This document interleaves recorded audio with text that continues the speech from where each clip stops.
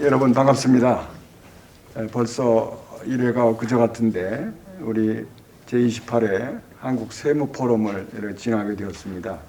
오늘의 주제는 2022년 조세법 관련 대법원 판례의 동향과 분석이라는 같은 대주제를 가지고 두 분 교수님의 발제와 세 분 토론자분을 모시고 진행하도록 하겠습니다. 그러면 먼저 발제자와 토론자를 소개해 드리겠습니다. 소개를 받으시면 잠깐 일어나셔서 인사하시고 앉으시면 되겠습니다. 먼저 발제 첫 번째입니다. 우리 윤지원 교수님을 모시겠습니다. 윤지원 교수님은 현재 서울대학교 로스쿨 교수시고 서울대학에서 법학 박사를 하시고 미국 조지 타운 유니버시티 로우 센터에서 공부를 하셨고 사법연수원과 법무법인 율천 변호사를 역임하셨습니다.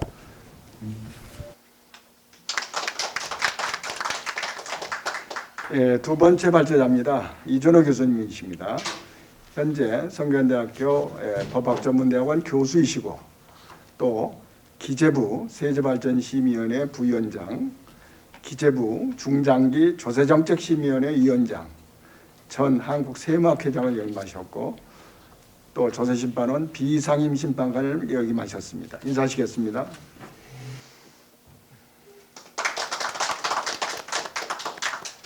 이제 바로 본게임인 발표를 진행할 순서입니다.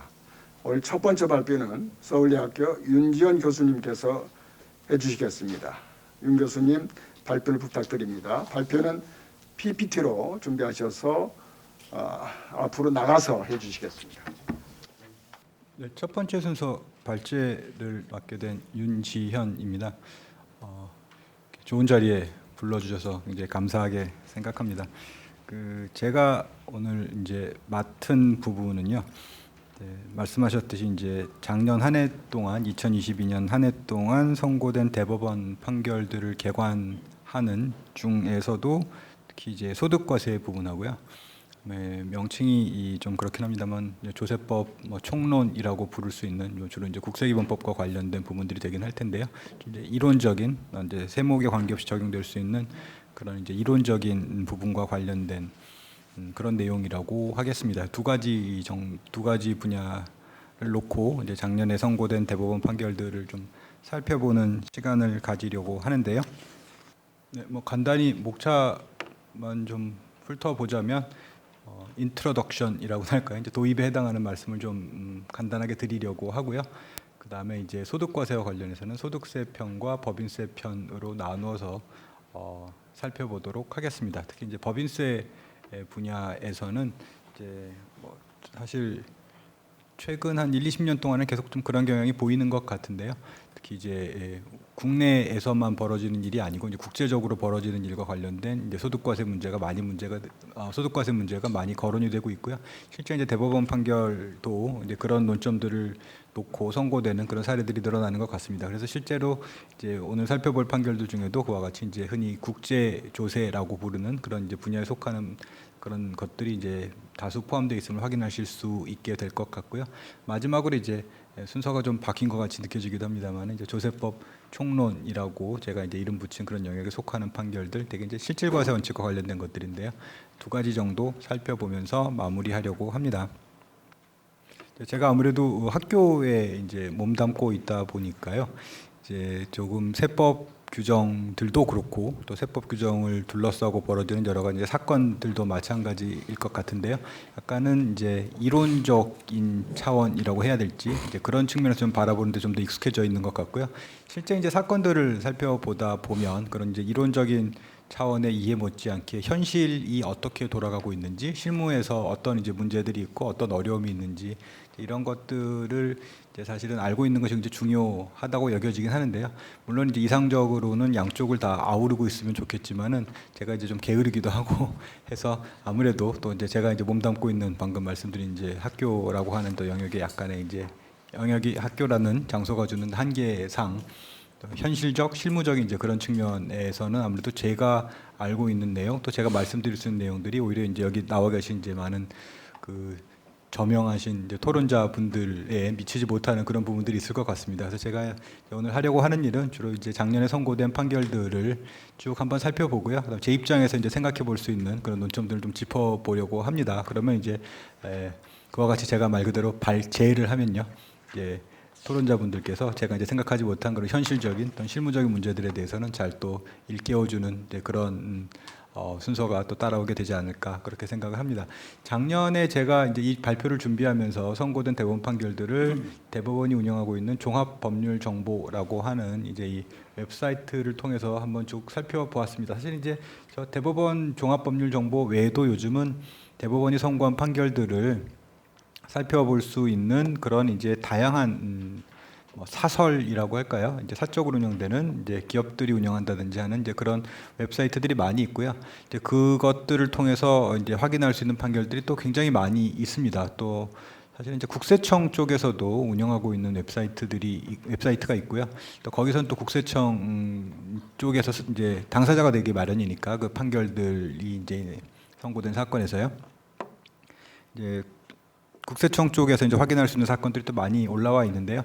그런 것들까지 이제 다 사실 이제 확인하려다 보면은 저도 발표를 준비하는데 너무 어려움이 있을 것 같아서 일단 약간 범위를 좀 한정을 해서 살펴보는 것으로 했습니다. 그래서 대법원이 종합법률정보 사이트에서 종합법률정보 사이트에 올려놓고 있는 판결들 위주로 검토를 했고요.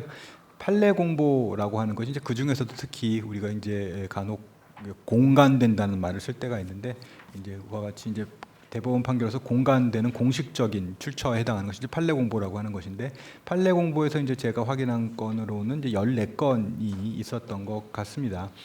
근데 그 중에서 이제 좀 쟁점별로 좀 살펴보니까 근데 이제 판결 한 건에 여러 가지 쟁점들이 포함되어 있는 경우도 있어서 이제 숫자상으로는 중복이 있습니다만은 대략 조세법 총론과 관련해서 2건을 확인을 했고요.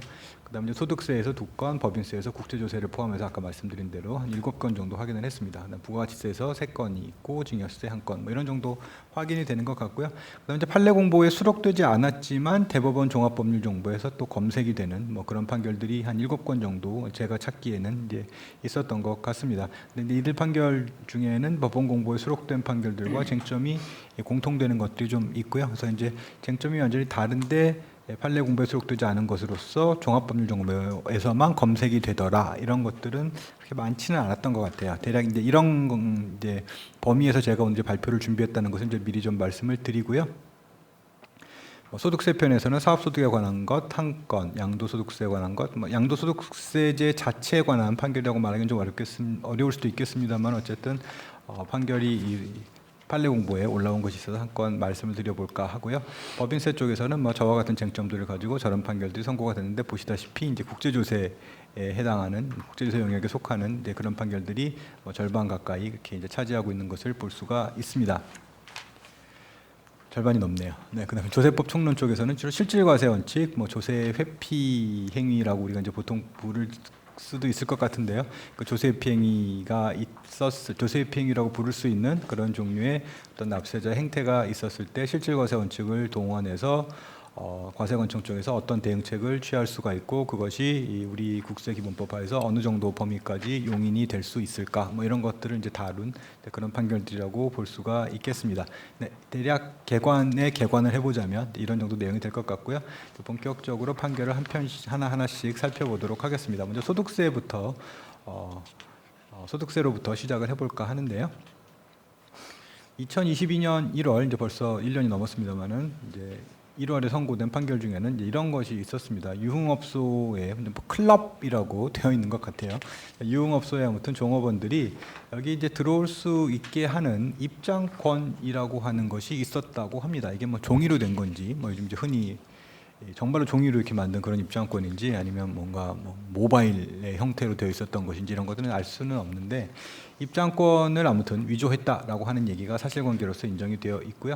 이걸 이제 이 유흥업소에 들어오려고 하는 손님들에게 판매했다라고 합니다. 그러니까 중요한 것은 유흥업소에 주인이 있고 종업원이 있는데 주인은 모르는 상황에서 종업원들이 입장권을 위조해서 손님들에게 판매했다는 것이고요. 이게 정상적으로 발행이 된 입장권이었으면 주인에게 일일이 보고가 될 텐데 이게 위조한 입장권이었기 때문에 아마 주인은 알 수가 없는 이제 그런 주인은 그 발행 여부를 알 수가 없는 이제 그런 입장권이었다라고 하는 것이 문제가 되는 것 같고요.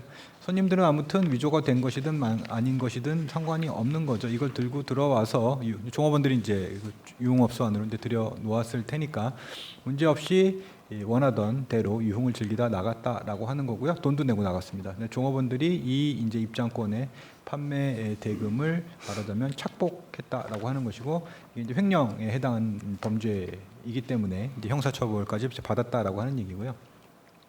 문제는 이제 이 유흥업소 주인의 입장인데 이 이제 조세 소송 사건의 이제 원고가 되는 거죠. 과세처분 취소 소송 사건의 원고가 되는 건데. 이런 사정을 이제 전혀 몰랐기 때문에 이제 이 위조 입장권의 대가로 받은 돈은 사업소득을 신고할 때 총수입 금액에 포함시키지 않았다라고 하는 것이 이제가 문제가 되는 거고요. 이런 이제 저간의 사정이 다 드러난 다음에 과세관청은 이제 이 입장권이라고 하는 이른바 이제 입장권의 판매 대금까지 총수입 금액에 포함시켜서 신고를 했어야 한다라고 하면서 이제 그 차액에 해당하는 부분에 대해서 이제 소득세 부과 처분을 했다라고 하는 것이 이제 사실관계가 되겠습니다. 그래서 쟁점은 이러한 위조된 입장권의 판매 대금을 방금 이제 말씀드린 것처럼 총수입 금액에 포함시킬 수 있을 것인가라고 하는 거고요. 뭐 직접 다루지는 않겠지만 부가가치세 쪽에서도 이런 경우에 주인이 모르는 상황에서 말하자면 이제 이 유흥과 관련된 이 유흥업소에 용역 공급이 있었다고 할 수 있을 것인가라고 하는 것이 이제 비슷한 차원에서 문제가 됐다고 얘기할 수 있을 거고요. 그 다음에 이제 국세기본법과 관련된 말하자면 조세법 총론에 해당하는 논점에 또 포함이 되어 있는데 이 주인인 원고가 이제 소득세 신고를 하지 못한 부분이 있는데 몰랐기 때문에 못한 부분이 있는데 이제 그럼에도 불구하고 이 사람에게 가산세를 물려야 되겠는가? 뭔가 신고를 하지 못한데 정당한 사유가 있었던 것이 아닌가 이런 것들이 또 부수적으로 함께 문제가 되었다고 합니다.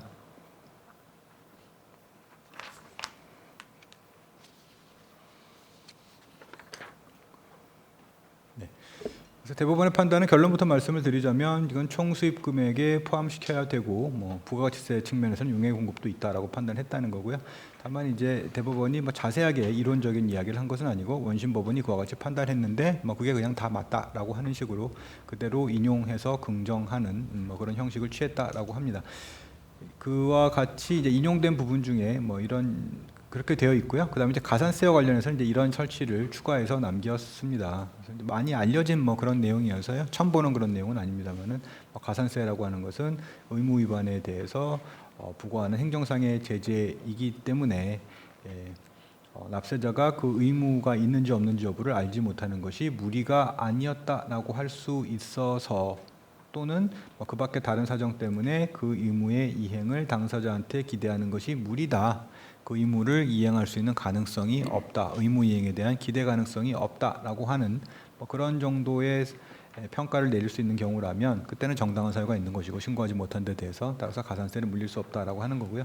다만 이제 이 단순히 의무를 알지 못하였다는 것만 가지고 그게 항상 정당한 사유에 해당하는 것은 아니다. 또 뭐 이런 얘기도 합니다. 그래서 현실적으로 상당히 이제 좀 구별이 까다로운 그런 문제가 있죠. 그래서 이제 신고 의무가 있었다라고 하는 것은 이제 몰랐다고 했을 때 그것이 저기서 얘기하는 단순한 법률의 부지나 오해에 지나지 않는 것이냐, 아니면은 이제 뭐 세법 해석상에서 이제 의의라는 어려운 말을 쓰고 있습니다만은 뭔가 이제 의문이 있을 수도 있는 뭐 그런 이제 경우냐의 구별은 현실적으로 쉽지 않습니다만 아무튼 이런 일반론을 놓고 이야기를 하고 있고요. 이 사건의 구체적인 사실관계 하에서는요. 여기서는 사실 이제 뭐 세법 해석이 문제됐다기보다는 이제 사실관계를 주인이 이제 알 수가 없었던 그런 측면이 있기 때문에요. 이제 그 부분을 놓고 이야기를 한 건데요. 그래서 그 정당한 사유 여부가 있는지 여부를 판단하는 것은 역시 이제 신고 의무를 이행해야 되는 시점 기준에서 봐야 되고, 특히 이 신고 의무를 이행하여야 하는 기한이 정해져 있다라고 했었을 때는 기한이 도고하는 시점을 기준으로 해서 정당한 사유가 있었는지 없었는지를 판단해라라고 하는, 먼뜻 보면 뭐 당연한 것 같은 이제 그런 이야기를 하고 있습니다. 그래서 이제 이 사건 같은 경우에는 아무튼 주인이 나중에 비로소 종업원들의 이러한 횡령의 행각을 이제 알게 되었다라고 하는 것이기 때문에 그 전에는 신고를 하려고 할 수가 없었다라고 하는 것이고요. 그 점에 그 부분에 대해서 이제 정당한 사유가 있다라고 이야기를 신고하지 않는 데 대한 정당한 사유가 있다라고 얘기하는 것이고요. 사실을 알게 된 다음부터는 이걸 이제 포함시키는 게 맞다라고 이제 보고 있습니다. 잠깐 이제 이어서 말씀을 드리겠지만 이런 경우에 비록 주인의 입장에서는 말하자면 억울한 부분이 있을 수도 있겠지만은 이게 이제 주인이 올리는 사업소득의 일부가 된다라고 하는 점에 관해서는 세법 이론적으로는 의문이 없다라고 하는 전제 하에서요. 신고를 당연히 했어야 된다라고 이야기하는 거죠. 그래서 이제 계속해서 이제 바로 이어서 이제 말씀을 드리는 거지만은 이제 사업자가 고용하는 여기는 임원은 없습니다만 이제 직원들이죠. 직원들의 행위가 그 사업의 범위에서 이제 그 사업의 어떤 외형을 띠고 겉보기에는 이게 사업에 속하는 행위를 하는 건지 아니면 사업과 무관하게 자기들의 어떤 개인적인 이익을 위해서 하는 건지 구별이 잘 안 되는 거죠. 그래서 그런 의미에서 이제 사업의 범위에서 그런 외형을 띠고 행해지지만 사실 그 행위하는 사람들의 의도는 자기를 고용하고 있는 사람의 어떤 사업을 고용하고 있는 사람의 어떤 이제 사업의 일환으로 한다라기보다는 자기들 그와 구별되는 자기들의 어떤 고유한 이익을 추구하는 데 있는 경우 이제 이렇게 일반화시켜서 얘기할 수 있을 것 같은데요. 이러한 경우에 이러한 행동에서 생기는 그런 이제 수익이나 거래 효과가 사업자에게 일단 귀속된다고 봐야 되느냐라고 하는 일반적인 논점이 있을 것 같아요. 그래서 이제 실무에 사실 이제 올해 이런 문제를 많이 다루다 보면 당연히 이거는 사업자에게 일단 귀속된다라고 생각하기가 쉬운데 꼭 일반인들의 입장에서 보면 꼭 그렇게 생각할까 하는 의문이 좀 듭니다. 이 사건의 주인의 입장에서 이제 보자면은 이게 정말로 나는 전혀 알 수 없는 일이고 이 사람들이 내 사업장에서 이런 일을 벌이긴 했지만 나와는 전혀 무관하게 한 일인데 이게 왜 내 소득이냐?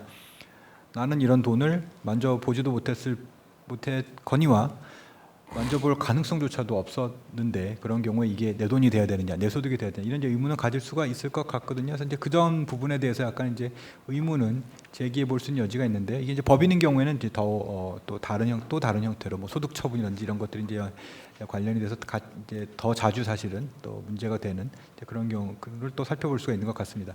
아무튼 이제 이 문제가 방금 말씀드린 것처럼 너무 당연한 것처럼 받아들여져서 그런지 이 부분에 관해서는 특별히 명시적인 논리가 따로 제시된 것은 없고요. 대체로 당연히 귀속된다고 봐야 한다고 생각을 하는 것 같습니다.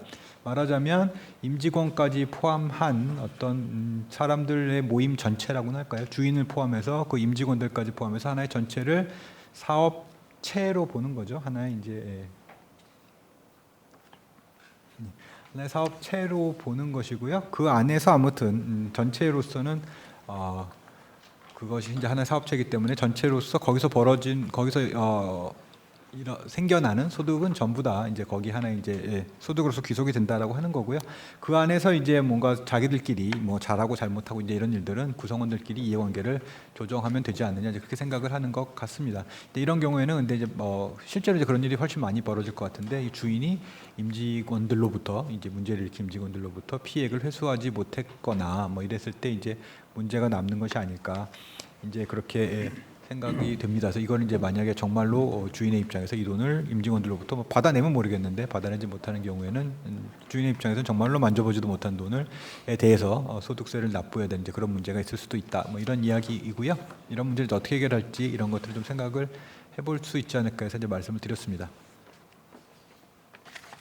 그다음에 이제 양도소득세 사건에서는 이제 이런 사실관계가 전제가 되어 있습니다. 이제 표준지라는 것이 있고 표준지 인근의 토지들이 있는데 이제 개별공시지가 관련해서요. 저보다는 훨씬 더 다른 분들이 잘 아시겠습니다만 아무튼 이 표준지에 해당하는 토지의 개별공시지가가 고시가 됐다라고 하는 거고요. 관련된 법에 따르면은 이 표준지의 개별공시지가 고시에 대해서는 불복하는 절차가 따로 마련이 되어 있다는 거죠. 그래서 국토교통부 장관에게 이의 신청을 하고 그 다음에 이제 행정심판, 행정소송을 거치도록 되어 있다라고 하는 건데 이제 이런 절차는 밟지 않았다라고 되어 있습니다. 이제 문제된 납세자가요. 그 다음에 이제 관할 지방자치단체장은 개별공시지가에 따라서 이와 같이 고시된 개별공시지가에 따라서 재산세 부과처분을 했는데 토지 소유자는 재산세 부과처분의 취소를 청구하면서 딱히 재산세에 고유한 쟁점을 주장했다라기보다는 이제 이런 표준지에 해당하는 토지의 개별공시지가가 잘못 산정되어 고시됐다라는 주장을 하는 거고요. 방금 말씀드렸듯이 재산세의 어떤 고유한 논점이라고 말하기는 좀 힘들고 그 전제에 해당하는 이제 표준지의 토지 뭐 가액 산정 뭐 이런 것과 이제 관련된 토지 평가와 관련된 이제 그런 문제이기 때문에요. 이것을 재산세 부과처분 취소 소송에서 이야기할 수 있는 것이냐, 주장할 수 있는 것이냐라고 하는 것이 이제 문제가 됐다라고 하는 겁니다. 그래서 이제 대법원의 판단은 이 경우에는 그런 따로 절차가 마련되어 있지 않느냐, 표준지로 선정된 토지의 표준지 공시지가를 다툴 때에는 그래서 이제 이의 신청을 뭐 방금 말씀드린 것처럼 해서 뭐 행정심판, 행정소송 등등 이런 일련의 절차를 통해서 그걸 다툴 수가 있기 때문에 그것을 하지 않은 채 재산세 부과처분 취소 소송에서 이 문제를 다투는 것은 안 된다라고 이렇게 얘기를 했다는 거고요. 그럼 이게 처음 나온 얘기는 아니고 또 이제 과거에 이제 이런 뜻을 밝힌 판결들이 이제 다수가 있더라라고 하면서 그걸 인용을 했다라고 하는 거고요.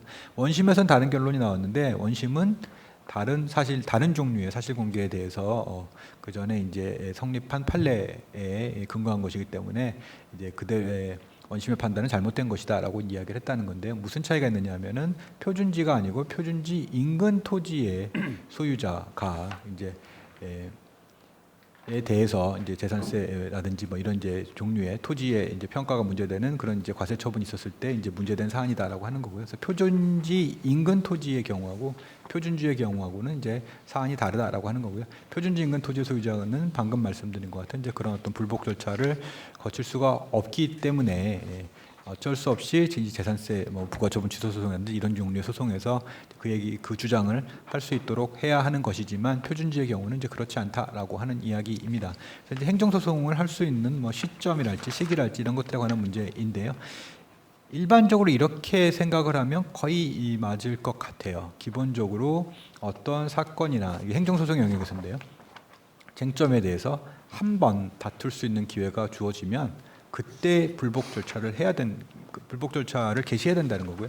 그 시점을 놓치게 되면은 이제 그 다음부터는 이제 적어도 이제 그 문제된 쟁점에 대해서는 더 이상 주장을 해서 불복의 절차를 이제 이어가는 것이 이제 불가능하게 되는 경우가 많다라고 하는 거고 이제 그런 사례들이 사실 많이 보입니다. 예를 들면 그 흔히 이제 알려진 법리로서 이제 부과처분 취소 소송에서 부과처분 자체의 특히 이제 실체적인 납세 의무의 전부나 크기를 다퉈야 되는 것이고 그걸 하지 않고 넘어간 상태에서 징수처분을 받은 다음에 징수처분 취소 소송 절차가 계속 하였을 때 그 징수처분 취소 소송에서 그런 부과처분의 고유한 다시 말해서 실체적 납세 의무의 전부나 크기를 다툴 수 없다라고 하는 이제 그런 이야기가 뭐 확고하게 이제 받아들여져 있죠. 이제 거기서도 이제 그 비슷한 말하자면 한 번 다툴 수 있는 기회를 줬을 때 그때 다퉈야 되고 그때 다투지 않고 넘어가면 그 다음 절차에서는 다툴 수 없다라고 하는 이제 그런 법리가 여기서도 이제 드러난다라고 얘기할 수 있을 것 같고요.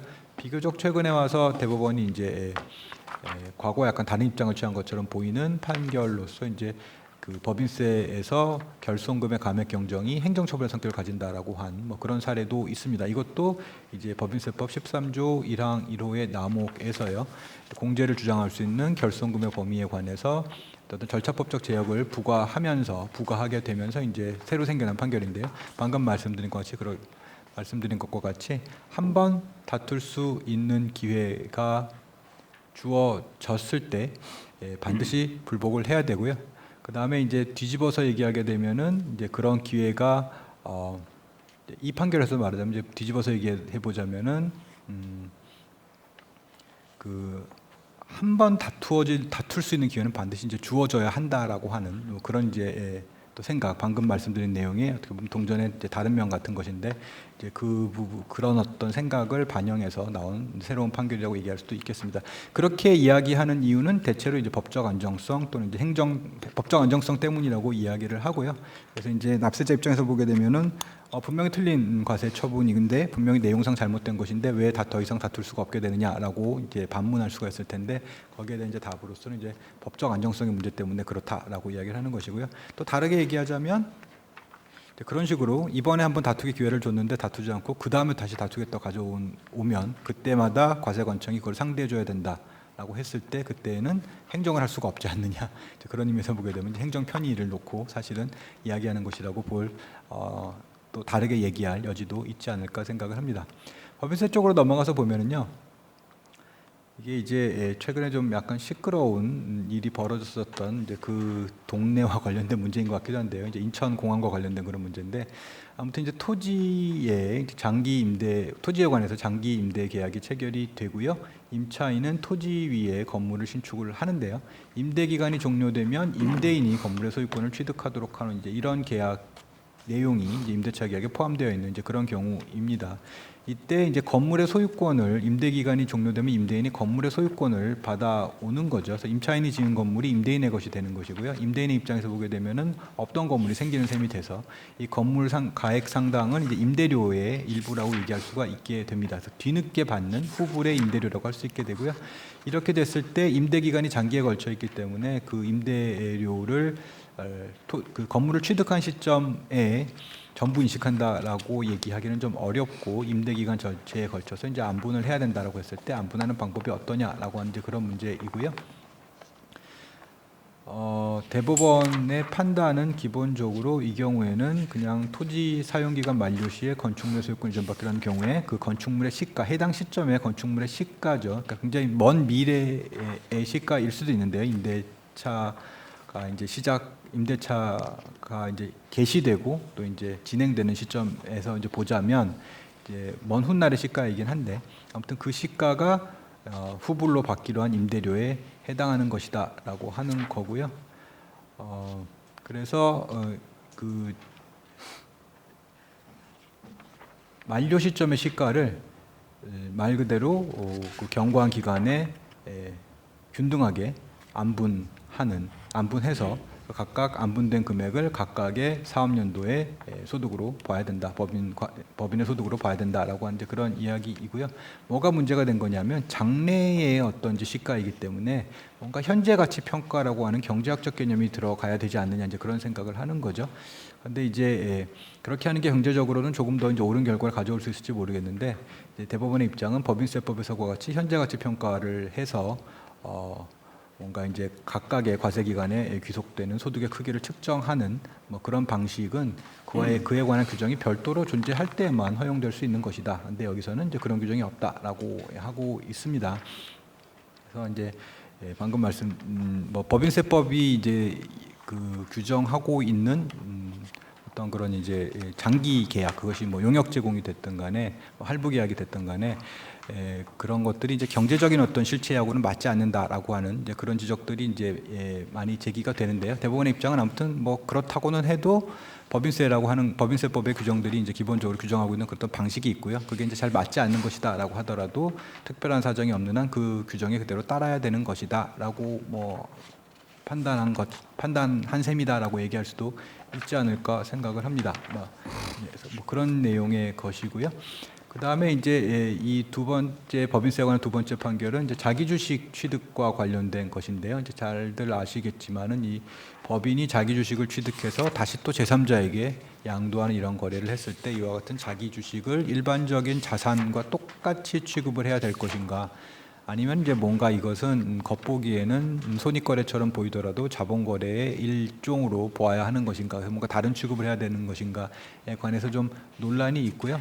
이 사건에서는 이제 합병법인이 있고 피합병법인이 있는데 피합병법인이 합병법인 발행 주식을 보유하고 있었다라고 하는 거죠.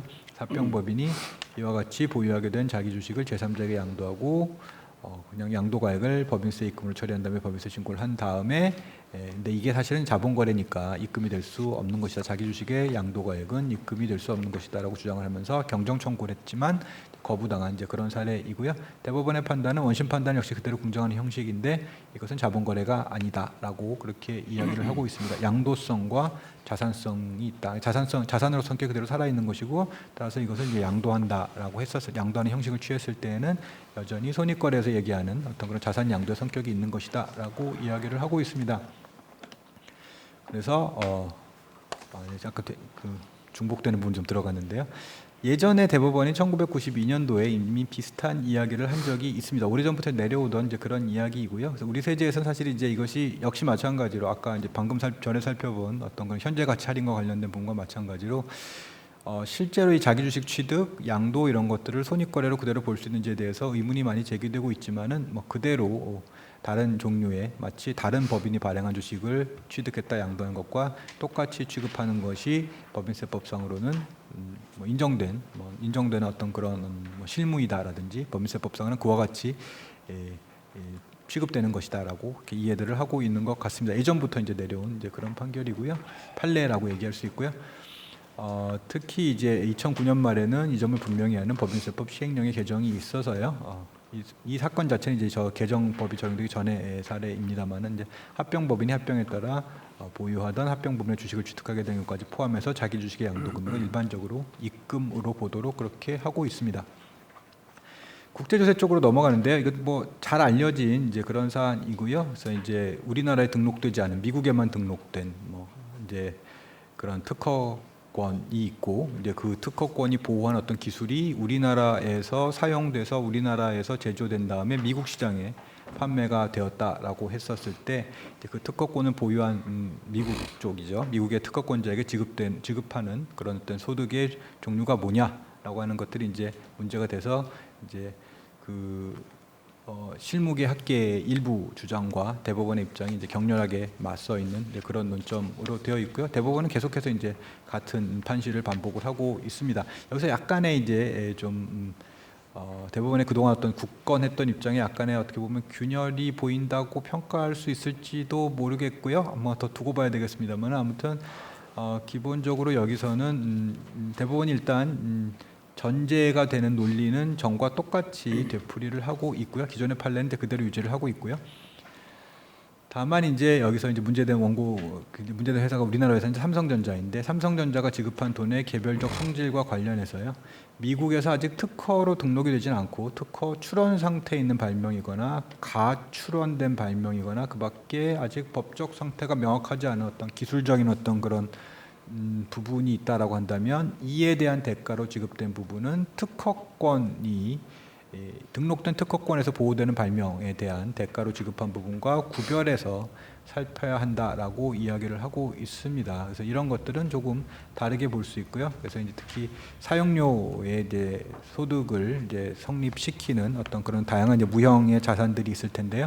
그 중에서 특허권이 아니라 비밀공정, 비밀공식 등등 그밖에 뭐 노하우라고 우리가 이제 보통 부르는 그런 종류 이제 무형 자산과 관련이 있다고 보는 것 같고요. 이런 경우에는 이것이 국내 원천 소득이 될 수도 있다. 그래서 이제 국내 원천의 사용료 소득으로 분류될 수 있는 부분도 이 지급한 대가에는 포함되어 있는 것 같다라고 이야기를 합니다. 그래서 이제 과세가 우리나라에서 가능한 부분도 있다라고 일단 전제를 하고 있는 것 같고요.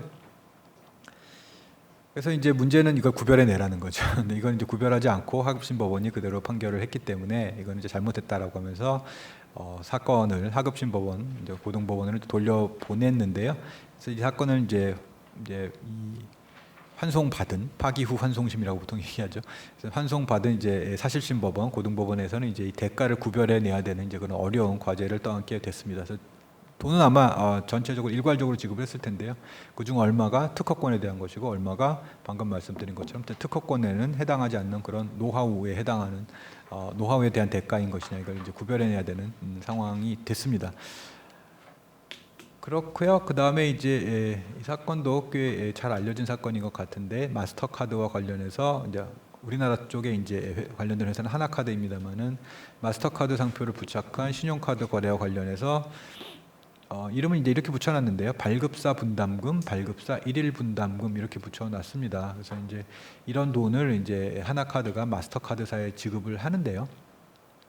국내 거래액의 일부를 로서 지급하는 돈이 이제 발급사 분담금이고 국외 거래액의 일부로서 지급하는 돈이 발급사 일일 분담금으로 되어 있습니다. 이 명칭만 보면 사실 이제 구별이 잘 안 되는데 그런 뜻을 가진 돈이라고 되어 있고요. 그래서 이제 이 발급사 분담금과 발급사 일일 분담금이 각각 어떤 성격의 소득이냐 그에 따라서 우리나라에서 국내 원천 소득으로서 과세할 수 있는 가능성이 있느냐 없느냐가 달라지게 되는 이제 그런 결과이고요.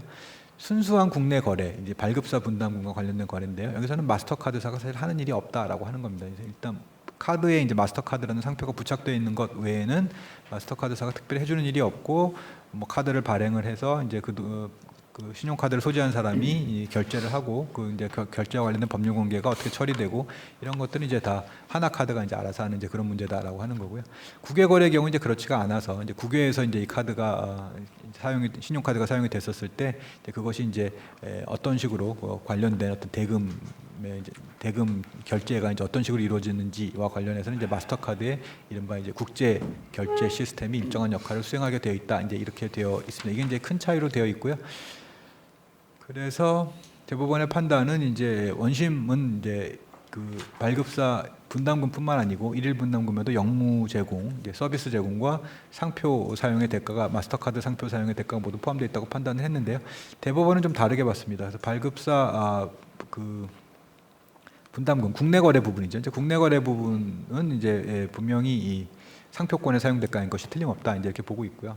국내 거래는 방금 말씀드린 것처럼 마스터카드가 해주는 일이 없기 때문에 결국 이제 마스터카드에 주는 돈은 상표권 사용 대가다라고 봐서 그것은 이제 국내 원천 그 우리나라 이제 상표권이 등록이 되어 있기 때문에 이제 국내 원천에 이제 사용료 소득이다. 이제 이렇게 봤는데 문제는 이제 국외 거래 부분이죠. 이 부분은 우선 이제 마스터카드 쪽에서 이제 그 카드 소지자들이 카드를 잘 사용할 수 있도록 하기 위해서 이제 해주는 일이 굉장히 많고요. 영무를 제공하는 거죠. 서비스를 제공을 하는 것이고요. 그래서 그 대가로 이제 볼 수 있는 측면이 분명히 있고 이제 문제된 그 일일 분담금이라고 하는 것이. 그다음에 이 부분이 좀 재밌는데 신용카드 소지자가 국외에서 사용하는 과정에서 국외에서 이제 신용카드를 사용할 때 원고 이제 하나 카드가 되겠죠.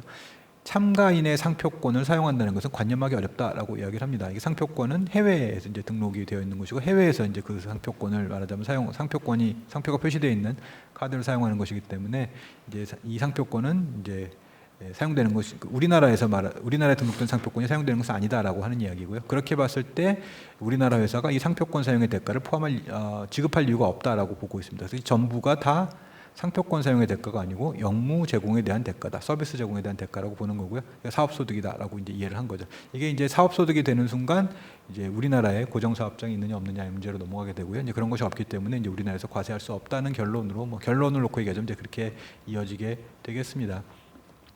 그래서 이제 이 등록된 어떤 등록이 필요한 이제 지식재산권 또는 무처재산권의 경우에 그와 관련해서 이제 지급하는 돈이 가지는 성격, 그 다음에 이제 그와 같이 성격이 정해졌을 때 그 종류의 성격을 띠는 소득이 우리나라 바깥 중에 국내와 국외 중에 어느 쪽이 원천을 두느냐 이런 문제들이 있는 거고요.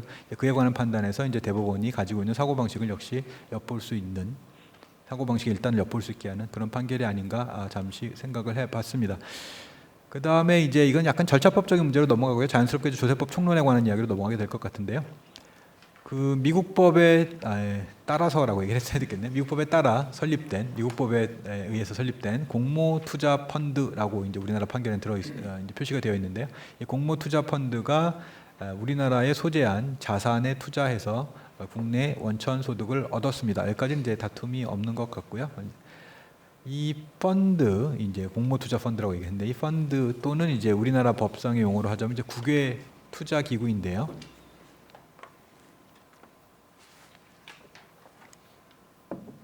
이게 이제 미국 법에 따라 설립된 것이니까요. 말하자면 미국 펀드죠. 흔히 이제 하는 말로 하자면. 근데 이제 이 펀드가 한미 조세 조약에 따른 이른바 이제 제한 세율의 적용을 받기 위해서 법인세법에 따라서 경정 청구를 했습니다. 이제 조세 조약에 따르면 일정한 이제 제한 세율의 적용을 받아서 우리나라의 세부담을 줄일 수 있게 되니까 법인세법에 정해진 것보다 세부담을 줄일 수 있게 되니까 이제 그와 같은 결과를 달성하기 위해서 이제 경정 청구를 한 거죠. 그래서 경정 청구가 가능한 경우냐라고 하는 것이 이제 문제가 된 건데 쟁점을 놓고 이제 말씀을 드리자면 법인세법에서는 이와 관련해서 좀 이제 기술적인 용어들을 쓰고 있고요. 실질 귀속자 그다음에 국외투자기구 이제 이런 말을 쓰고 있는데요. 일반적으로 이제 국외투자기구는 일종의 이제 도관으로 이제 많이 보는 거죠. 그래서 이제 하나의 어떤 이제 투자의 수단에 불과한 것이기 때문에 소득이 실질적으로 거기에 귀속되지는 않는다라고 하는 전제 하에 법인세법에서 이제 국외투자기구란 말도 쓰고 실질귀속자라는 말도 따로 씁니다.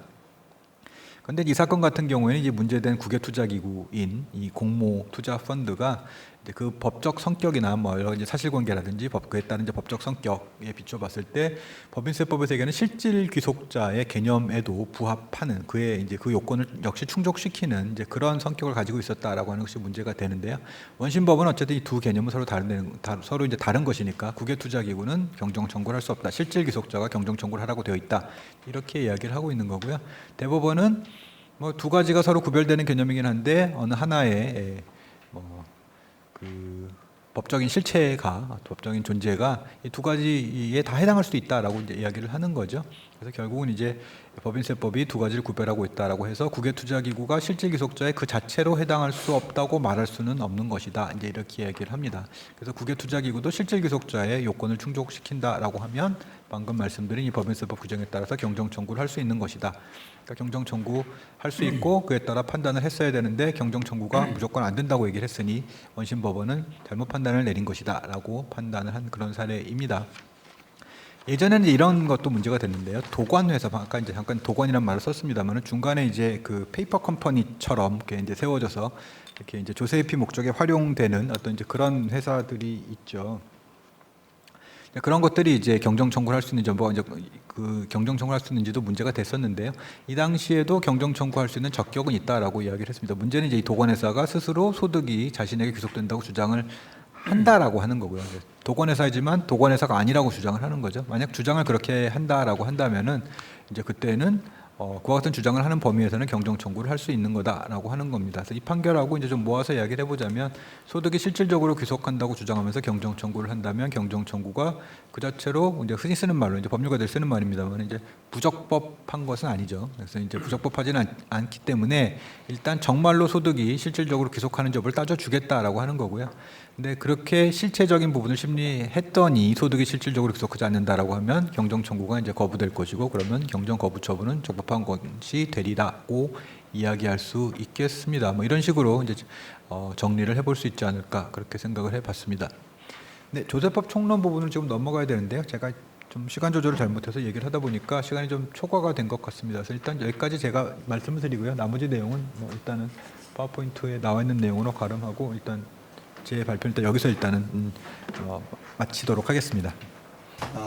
윤지원 교수님 발표를 잘 들었습니다. 원래 윤 교수님이 준비하신 게 9편이었는데 판례가 9편이었는데 시간이 짧아서 다 발표 못 하셨을 건데 아쉽습니다. 이번 두 번째 발표는 우리 성균관대학교 이전호 교수님께서 발표해 주시겠습니다. 예, 성균관대학교 이전호입니다. 제가 발표할 작년도 판례는 소비세제, 재산세제인데 판례가 몇 개 안 돼서 비교적 좀 자세하게 발제문을 적어 놓았습니다. 그 발제문을 중심으로 그것을 다시 요약해서 말씀을 드리는 식으로 하고 마지막에 헌법재판소 결정 하나를 추가를 했습니다. 판례 선정 기준은 아까 우리 윤 교수 이야기하신 대로 일단 판례 공보, 공간된 판례니까 대부분 스스로 뽑은 판례니까 거기 실린 부가 상속 증여 재산세 등등인데 몇 개 되지가 않았습니다. 최근 대부분 판례 보면은 이제 양과 질에 있어서 날로 발전하고 있는 것은 맞습니다. 대부분이 많은 노력을 하고 있는데 최근의 판례를 제가 쭉 보면서 느끼는 생각은 조세 분야에 있어서 특히 세무조사 같은 것을 보면은 절차적 정의를 우리 대부분이 몹시 강조하고 있다 그런 것. 그 다음에 실질과세 원칙에 대해서 상당히 무게를 둔다 그런 느낌을 받습니다. 과세 형평을 강조하면서. 근데 문제점은 우선 법원 표현에는 판례 공보에 실리는 조세 판결 숫자가 너무 적고. 특히 뭐 전원합의체는 다른 분야 다 합쳐서도 1년에 나오는 게 14개밖에 안 되지만 조세 분야 판결은 뭐 1년에 한 개도 나오기가 힘들어서 그 상당히 좀 아쉬운 점입니다. 그다음에 헌법재판소는 초기에는 특히 조세 분야에서 위헌 결정이 많이 나왔었는데 최근에는 위헌 결정은 전혀 전무한 상태입니다. 그게 그동안에 세법이 잘 정비가 되어서 이제는 문제점이 없다는 말인지 아니면 가능한 한 조세 법률 입법자의 재량을 존중하겠다는 건지 후자 쪽에 가까운 것 같아서 그 점은 조금 아쉽게 여겨집니다. 뽑은 판례는 새로운 쟁점이 있다든지 또 종전에 같은 쟁점이지만 논리가 진일보했다든지 아니면 여러분 같은 실무가 이게 미칠 영향이 크다든지 그런 것들을 뽑았습니다. 첫째, 2022년 3월 17일 부가세 면세 여부 판단 기준. 원고가 한국환경공단인데 비영리법인인데 여러 가지 사업을 합니다. 정부 업무 대행 사업, 정부 위탁 사업, 환경시설 설치 지원 사업, 환경시설 수탁 운영 사업, 연구 용역 사업 등등등을 하는데 문제는 그런 사업 관련 공급한 재화 용역이 고유 사업 목적을 위해서 실비 공급된 것이냐 아니냐. 실비 공급이면 면세 대상이니까. 근데 이제 원고는 실비다 해서 면세다 해서 신고를 안 했습니다. 그랬는데 과세관청 피고는 실비가 아니다. 면세 대상이 아닌데 과세인데 왜 신고 안 했느냐. 그래서 부가세 가산세를 경정고지를 했습니다. 왜 안 넘어가지? 오케이. 그래서 쟁점은 현행 부가세법에서는 26조 1항 8호, 시행령 45조 1호, 규칙 34조 1항에 있는 이 공익단체가 실비무상 공급재화 용역에 대해서 면제하는데 과연 이게 실비무상으로 공급됐느냐 아니냐를 판단하는 기준이 뭐냐. 보다 구체적으로는 뭐 원칙대로 개별재화 건건이 개별 용역 건건이 이게 과연 실비냐 그렇게 따져야 되느냐. 아니면은 지금 환경공단처럼 분야가 여러 개 있으면 분야별로 이게 과연 실비냐 아니냐 그렇게 따져야 되느냐. 그게 쟁점입니다. 판결 요지는 전체적인 취지가 법의 취지에 보면 옛날 법이지만 아까 현행법도 규정만 다르지 내용은 똑같습니다. 그 문헌에다가 세금 계산서 교부 및 부가세 거래 징수는 부가세 면세 여부에 따라서 의무 첨부가 달라지는데 모두 재화 용역 공급 시에 이루어지는 점 그런 이제 일반 법리와 규정을 합쳐 보면 부가세 면세 여부는 개별재화, 개별 용역 건건이 따져야지 사업 분야별로 그렇게 합쳐서 따지면 안 된다. 생각을 해보면 그런데 고등법원 판사들은 분야별로 따지는 게 맞다. 그렇게 판단을 했습니다. 고등법원 판사들이 그렇게 판단을 했을 테니까 뭔가 이유가 있고 그것도 나름 일리가 있다. 그렇게 볼 수도 있겠습니다. 고등법원 원심이 그렇게 판단한 이유는 분야별로 수수료 산정 방법이 대체로 비슷하다. 그래서 어떤 사업 분야가 전체적으로 이윤이 나고 있는데도 그 일부 손실이 있는 사업이 있다 하더라도 비슷한 방법으로 수수료율 이런 게 결정되니까 전체적으로 분야별로 봐야지 당의 개별 사업 이것만 실비로 공급하겠다 그런 의도라고는 볼 수가 없다. 또 반대로 어떤 분야에서 손실이 나고 있을 때도 마찬가지 당의 그 건건이 이게 뭐 이익이냐 손실이냐 그렇게 따지는 것은 안 맞고 최소한 그 분야별로 따져서 이게 이익이 났느냐 손실이 났느냐 그렇게 봐야지. 그래서 실비도 그렇게 판단하는 게 맞다. 그렇게 고등법원은 판단을 했습니다. 그래서 사업 중에서 뭐 일부 사업, 정부 업무 대행, 위탁, 연구 용역은 면세고 환경시설은 과세다. 그런 식으로 판단을 했습니다. 그런데 이제 대법원은 달리 봤습니다. 그렇게 4개 분야별로 따지면 안 되고 개개 재화 용역별로 따져야 된다. 고등법원이 잘못했다. 파기환송을 했습니다.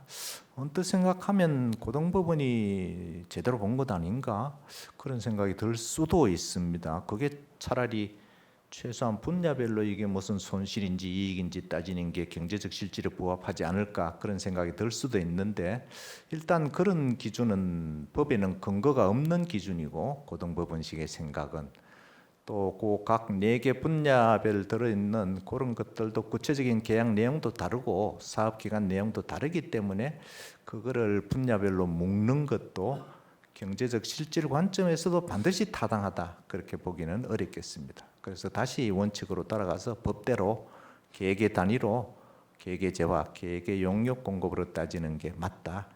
그래서 대법원 판결이 옳다고 저는 생각을 합니다. 두 번째는 22년 8월 31일 판결 휴대폰 단말기 구입 보조금이 애누리 액인가? 사실관계를 보면 원고 SK텔레콤입니다. 이제 단말기 휴대폰을 사야 되는데 어떤 식으로 하는가 하면은 SK텔레콤 원고가 그 단말기를 대리점에 직접 팔지 않습니다. 팔지 않고 중간에 딴 회사를 하나 더 유통회사가 들어 있습니다. SK네트워크스라고. 그게 단말기 공장에서 단말기를 사가지고 대리점에 팝니다. 그럼 소비자가 대리점에서 그 기계를 다시 사가는 식으로 운영이 됩니다. 그러면서 원고 SK텔레콤은 이제 SK 이동통신에 가입한 이용자 소비자한테 단말기 구입 보조금을 지원을 했습니다. 지원하는 방식이 두 가지인데, 첫째는 T 기본 약정형이라 그래서 서비스 이용자 소비자가 단말기를 일시불로 구입하면 원고가 보조금을 대리점에 직접 지급하는 식입니다.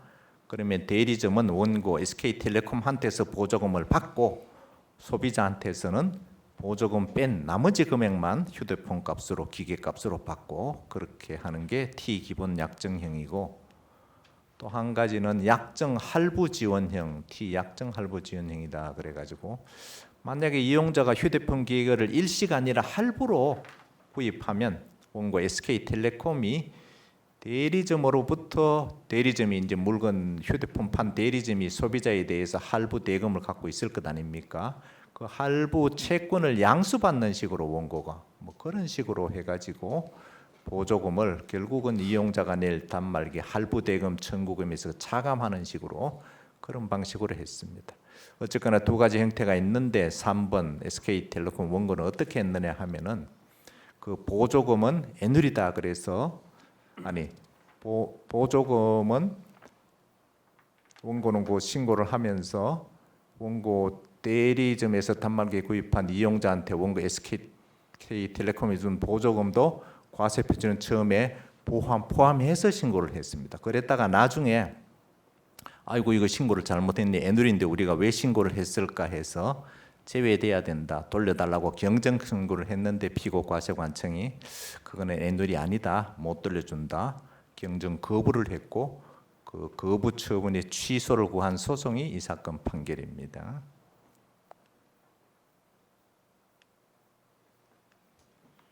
그래서 쟁점은 자 이런 식으로 이동통신 사업자 SK텔레콤 같은 그 자기 이동통신 용역을 일정 기간 이용하는 이용자 소비자한테 단말기 구입 보조금을 줬을 때 그게 과표에서 빠지는 애누리액이냐 하는 게 쟁점입니다. 판결 요지를 보면 관련 법 취지나 부가가치세는 재화 용역 공급 거래 그 자체를 과세 대상으로 해서 개별 공급 거래 단위로 거래 징수되는 점 등을 종합해 보면 어떤 금액이 부가세 과세 표준에서 빠지는 애누리액에 해당하기 위해서는 사업자가 공급한 재화 또는 용역 공급가액에서 직접 공제된 금액이라 해야 된다.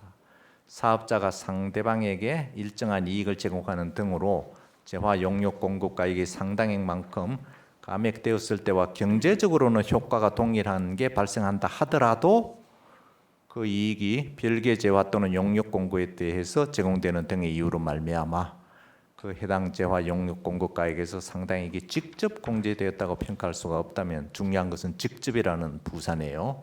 이를 애누리액이라고 할 수는 없다.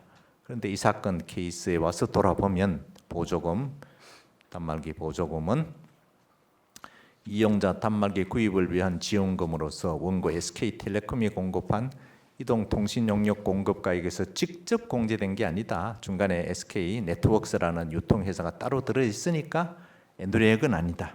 그렇게 판단했습니다. 생각을 해보면 자 그동안에 애누리 관련해서 단말기뿐만 아니라 뭐 할인 쿠폰, 포인트, 마일리지, 위약금 뭐 여러 가지 형태로 복잡한 판례가 많이 선고가 됐었고 학자들의 연구도 많이 나왔고 거기에 따라 부가세 법령도 수차 개정되고 그렇게 됐습니다. 근데 단말기 보조금에 관해서는 이제 2015년도에 나온 것은 단말기 보조금인데 애누리액이다 그렇게 했습니다. 왜 그렇게 했느냐?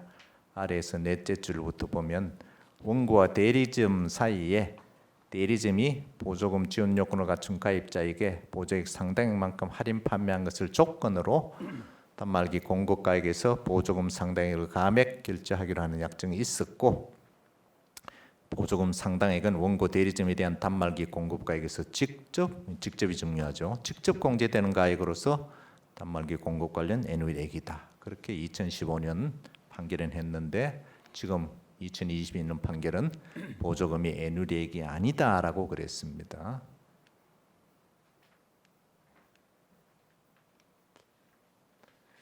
자, 그럼 15년 판결을, 이거 지금 2000이 차이가 났는데 15년 판결은 어떻게 된 거냐?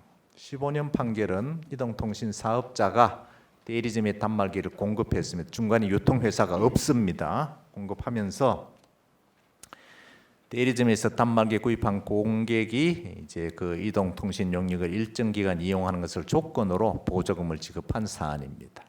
그런데 이 케이스, 지금 2022년 케이스는 단말기 구입 보조금을 주기는 줬는데 이동통신사가, 지금 같으면 SK텔레콤이 이동통신사가 단말기를 공급한 게 아니고 다른 유통회사가 중간에 끼어들어서 SK네트워크가 공급을 했습니다. 그게 사실관계의 차이입니다. 그래서 예컨대 2015년 판결 같은 거 애누리액에 해당한다라고 한 판결은 KT나 LG U+ 같은 회사들인데, 이런 회사는 중간에 유통회사가 없고 이동통신회사 자체 KT나 U+가 단말기도 직접 팝니다, 대리점에.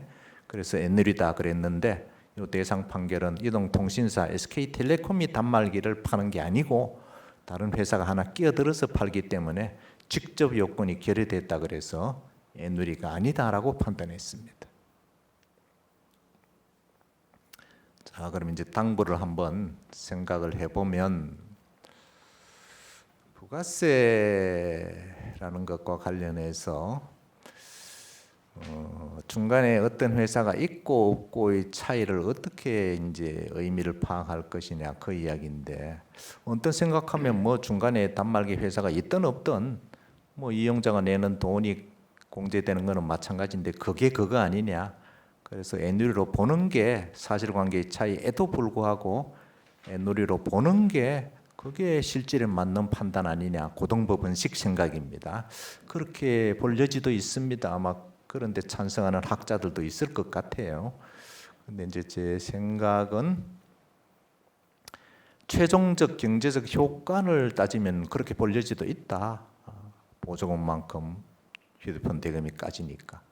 그런데 중간에 다른 회사가 들어와 있으면 이동통신 SK텔레콤의 매출액하고 다른 회사가 법적 실체를 부인할 수 없는 이상 매출이 따로따로 있는데, 그걸 합쳐가지고 그냥 전체적으로 이동통신 SK텔레콤의 매출인 것처럼 보고 다른 회사에서 까지는 애누리를 이동통신이 마치 두 회사가 하나인 것처럼 봐가지고 이동통신 매출에서 그렇게 까낼 수 있을까? 법률적으로 그거는 어렵다고 봅니다. 그래서 대법원이 그 점에 착안해서 그 중간에 다른 회사가 끼인 경우에는 직접 공제 요건이 결여됐다라고 해서 이동통신 SK텔레콤의 매출에서 공제되는 애누리가 아니다라고 했는데, 저는 이 대법원 판결이 부가세 법률을 옳게 이해했다고 봅니다. 그 다음에는 아까 우리 윤 교수도 발표를 했는데, 표준지 공시지가 위법성을 나중에 재산세 부가처분 취소 단계에서 다툴 수 있을까? 대법원의 판결 요지가 안 된다 그랬습니다. 그지? 안 된다. 안 된다는 이 판결이 옳을까? 공시지가는 뭐 무려 우리나라 67개 행정 목적으로 쓰인다 그래요. 그런데 대표적인 것은 역시 과세처분, 그다음에 토지보상금에서 지가산정 기준으로 이용되는 겁니다.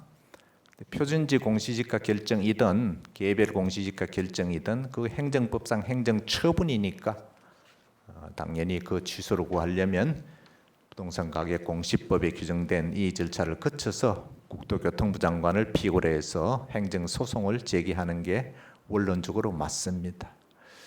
그러면 이제 표준지 공시지가 결정, 개별 공시지가 결정에 대해서 불복할 수 있는데 불복을 안 했다. 그럼 형식적으로 더 이상 다툴 수 없는 불가쟁력이 생겼습니다. 그 후에 과세처분이나 수용보상금이 나왔을 때 이미 형식적으로 확정된 표준지 공시지가 결정, 개별 공시지가 결정에 하자가 있다. 따라서 지금 이 사건 과세처분, 후행처분인 또는 수용보상금 처분이 취소돼야 된다. 그런 주장을 할 수 있을까? 그게 쟁점인데 이른바 행정법상 하자의 승계 문제입니다. 대법원은 원칙적으로 하자 승계 이론에 관련해서 두 개의 선행처분, 후행처분이 있다고 하면 그 별개다. 별개니까 말하자면 승계되지 않는다. 선행처분에 대해서 불만이 있거든 그때 다투어라. 다투어야 되고 그때 안 다투었으면 끝이다. 나중에 가서 딴소리 못한다.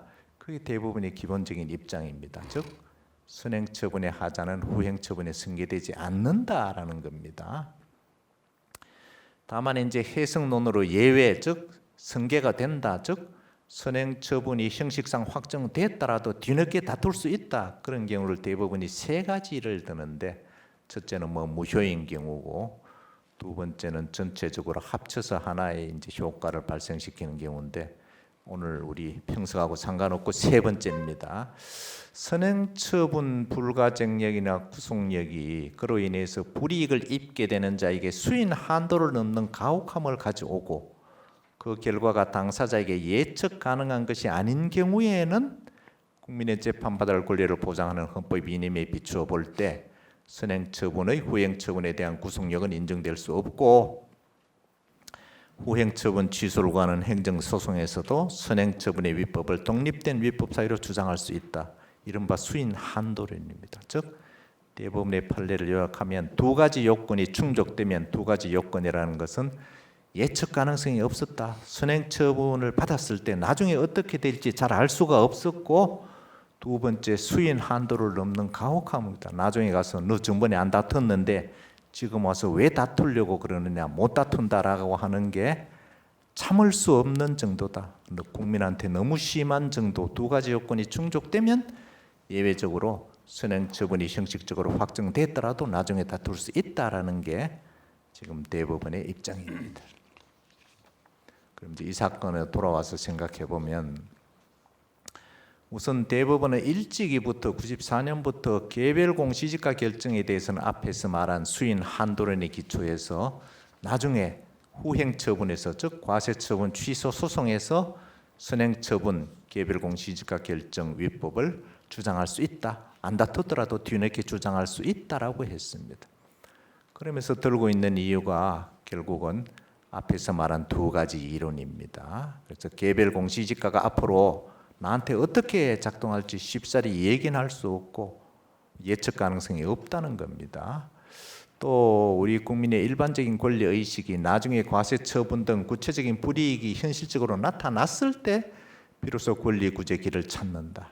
그러니까 개별 공시지가 결정 또는 표준지 공시지가 결정 그런 것만 받았다고 해서 국민들이 이거 지금 다투어야 되겠다 그렇게 생각하는 국민은 잘 없고 나중에 막상 직접적인 불이익이 닥쳤을 때 과세처분이 고지됐다든지 수용보상금이 적게 나왔다든지 그때 가서 비로소 다투겠다는 게 우리 국민들의 일반적 의식 아니냐 그런 것을 생각한다면 예측 가능성도 없고 나중에 어떻게 될지 모르는데 또 안 다투었다고 나중에 못 다투게 하는 것은 좀 너무 심한 거다. 국민의 재산권, 재판받을 권리, 헌법 이념에 부합하지 않는다 해서 예외 이론을 충족한다 해서 개별 공시지가 결정에 대해서는 하자의 승계를 인정을 했습니다.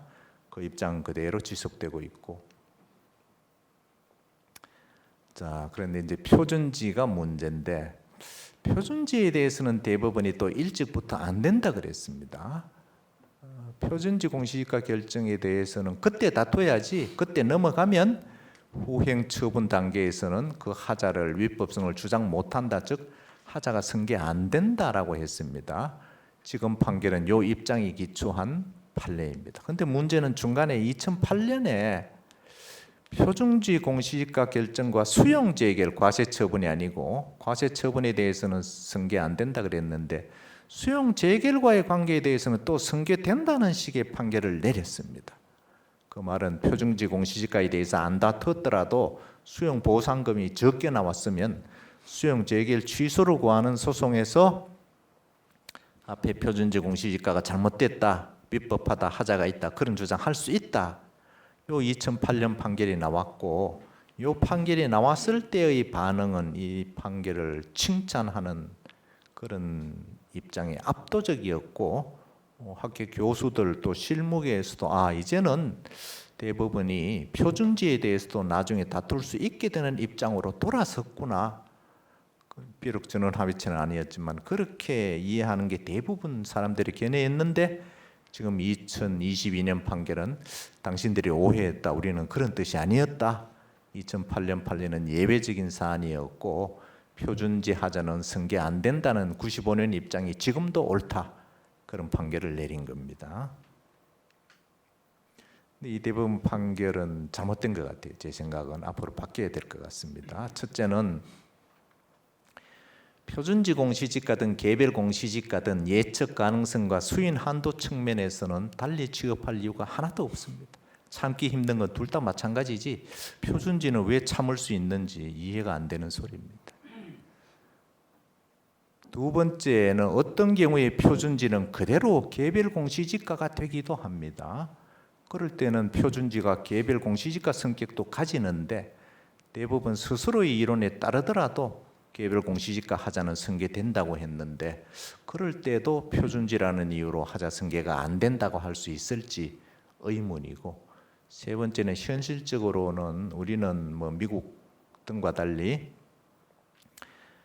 공시지가를 결정하는 단계에서는 토지 소유자가 국민이 일체에 관여하지 못합니다. 그냥 일방적으로 행정기관이 감정평가사에 맡겨서 산정해버리고 다 끝난 뒤에 결론만 가르쳐주면서 불만 있으면 이해해라 이런 식인데 그 사실은 이해하기도 힘들고 이해하려고 해도 전문가도 아닌 국민이 어떻게 결정되는지 알 수도 없는데 뭘 이해한다는 건지 그냥 감으로 내 아파트가 왜 이리 비싸졌느냐 내 땅이 왜 이리 비싸졌느냐 이해해봐라 이런 소리밖에 안 되는 막연한 소리라서 제도가 이렇게 결정 단계에서도 보장이 안 되는데 나중에도 못 다투게 막아버리는 것은 잘못됐다. 이 판결은 바뀌어야 된다고 생각하고 제 예측은 바뀔 것 같아요. 대부분 스스로 생각해도 이상하다고 생각이 들 겁니다.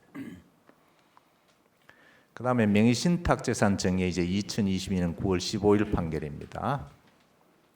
그간에 명의신탁 많이 나왔는데 이 판결은 쟁점이 이제 부정행위로 무신고를 하게 되면 부당 무신고 가산세 40%가 붙는데 부정행위를 했는지 안 했는지를 누구 기준으로 판단할 거냐 그 말입니다.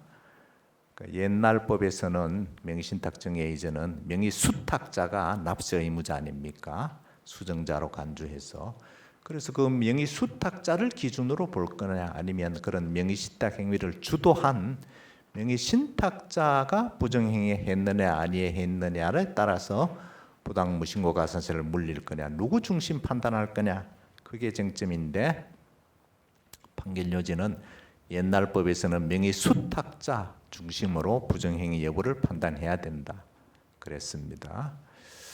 그래서 2018년 말 개정되기 전까지는 이제 명의신탁재산 정의의제 규정에서의 납세 의무자는 명의수탁자였고 실소유자라고도 볼 수 있는 신탁자는 연대 납세 의무자였습니다. 그지?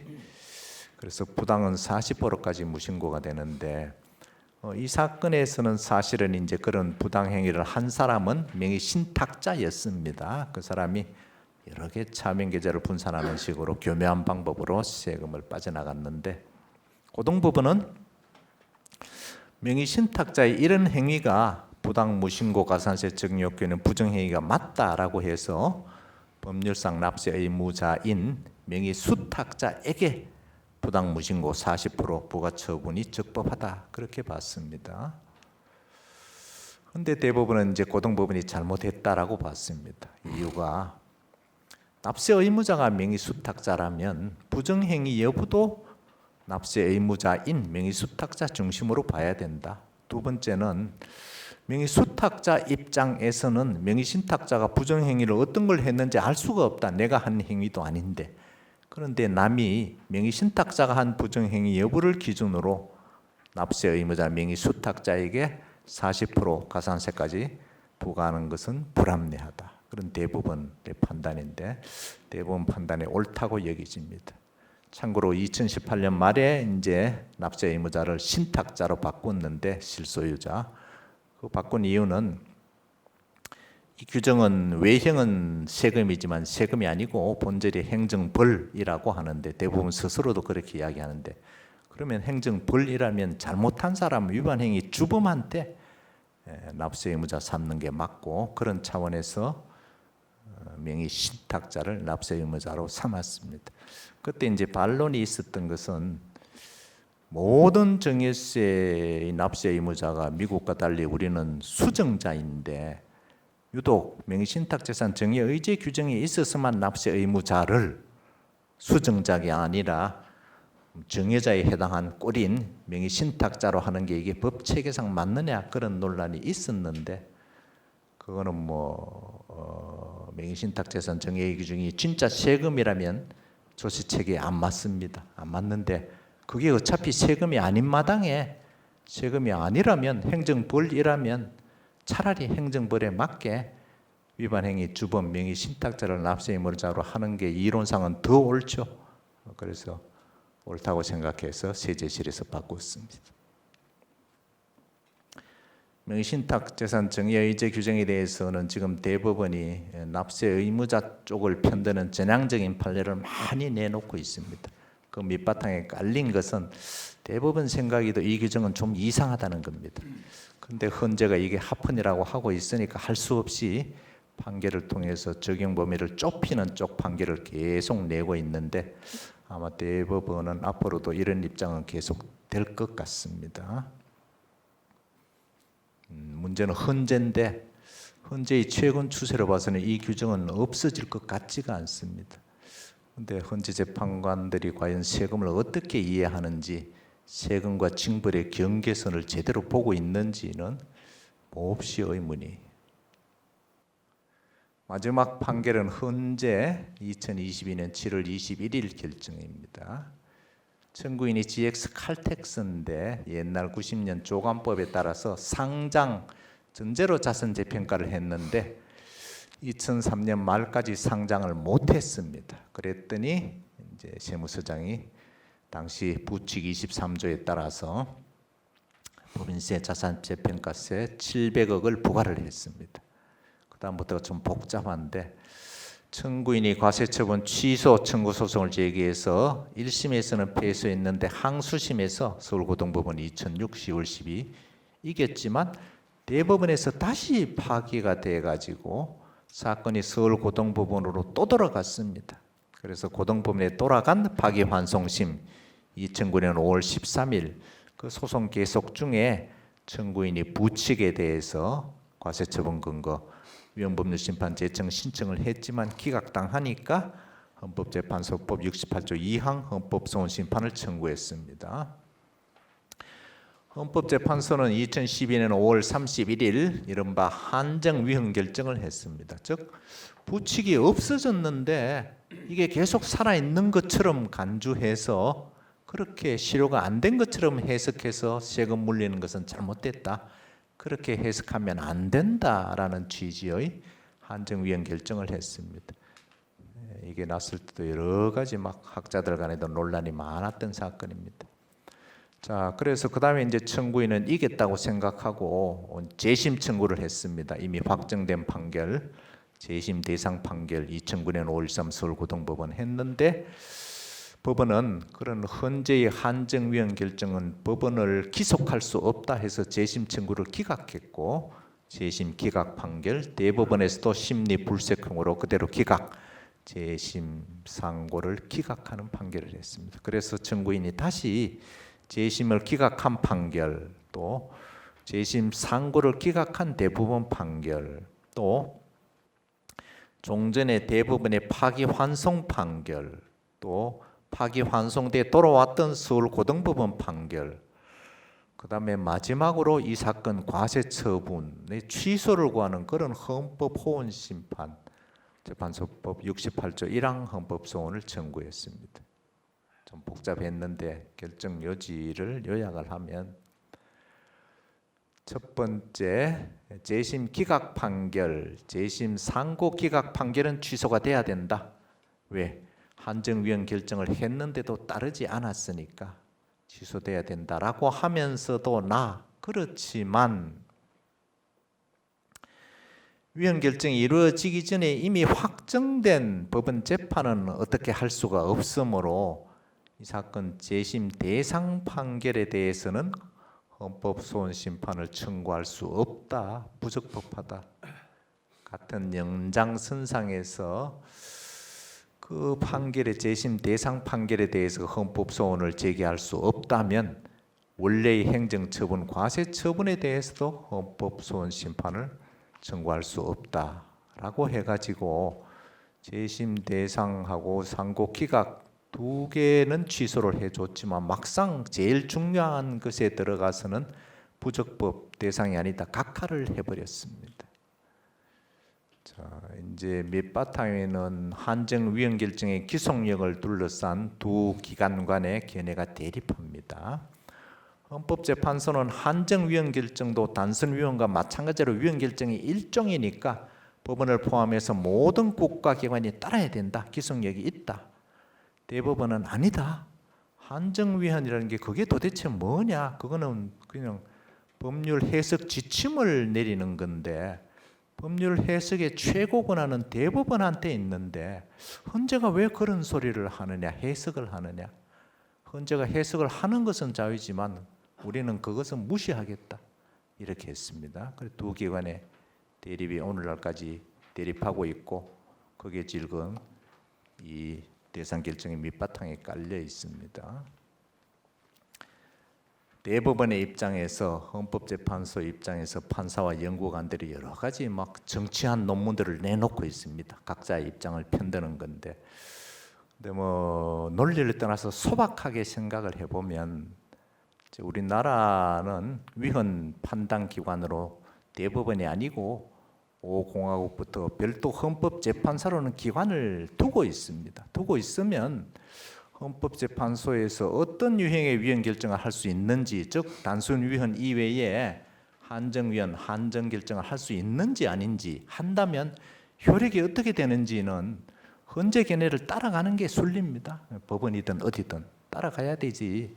외국의 모든 예가 그렇습니다. 외국에도 이런 변형 결정이 많이 있고 변형 결정의 효력에 대해서는 그 헌법재판기관의 견해를 다 따르고 있지. 헌법재판소가 있는데 대법원이 우리는 헌법재판소의 논리를 못 따르겠다. 그런 사법체계를 가진 나라는 세상에 없는 것 같아요. 그래서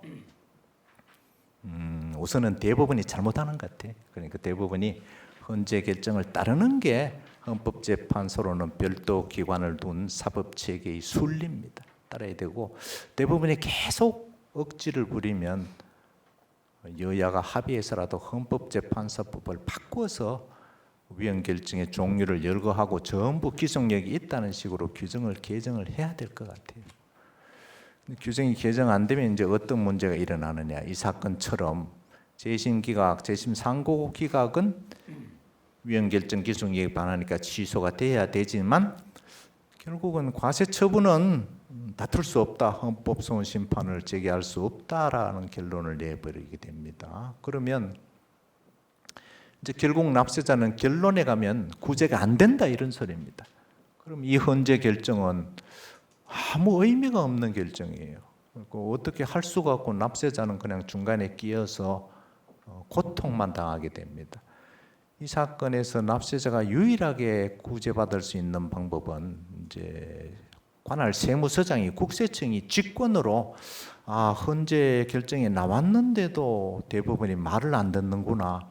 그리고 또 헌재는 또 과세 처분은 취소를 못 한다고 해서 납세자 권리를 구제를 안 해주는구나.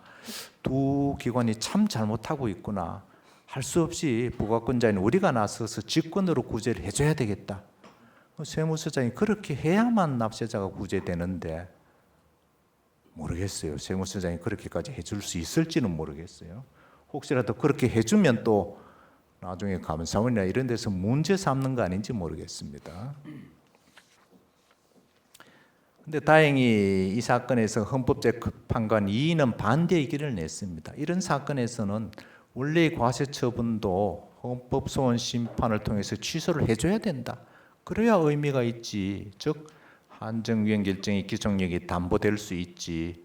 원처분을 취소 안 해주고 다시 모르겠다 하면 그게 무슨 의미나 했는데 그 헌재 재판관 2인이 문제를 제대로 본 것 같습니다. 그래서 이런 식으로 한정변 결정 기속력에 관해서는 현재 대법원 갈등이 벌써 20년을 넘어서 지속되고 있는데 지금까지 그런 게 두세 차례 있었지만 이 사건에서 또 극명하게 드러났습니다. 납세자가 중간에 끼어서 지금 18년 세월을 송사로 허비를 해왔는데 지금 앞으로도 길이 막막한 셈이에요. 그래서 이 사건을 보면서는 헌재하고 대법원 모두 크게 반성을 해야 됩니다. 대법원은 첫째, 헌재라는 별도 기관이 있는데도 권위를 존중하지 않고 안 따르겠다. 그게 국가기관으로서 있을 수 없는 자세고, 헌재는 문제의 심각성을 인정했고 대법원이 안 따른다라는 것을 알았으면 자기들이 구제를 해야지. 안 따르지만 우리는 모르겠다. 그것도 참 무책임한 태도고, 그래서 헌재하고 대법원 모두 크게 반성할 일이라고 생각합니다. 소비세, 재산세 분야 한정위원회에서는 판결수가 많지를 않아서 비교적 소수만 뽑아서 좀 비판적으로 제 생각을 말씀을 드렸습니다. 감사합니다.